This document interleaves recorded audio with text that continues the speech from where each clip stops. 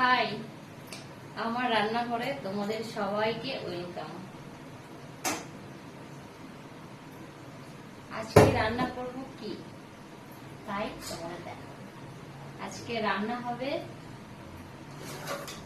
এই যে চিকেন। তোমরা কে কে চিকেন খেতে ভালোবাসো বলবে কিন্তু।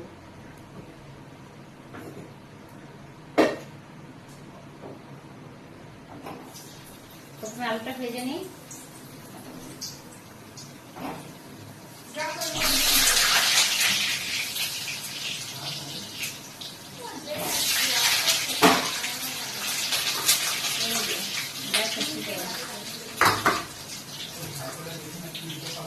এই যে ছোট ছোট থাকা মশলা চিকেনের।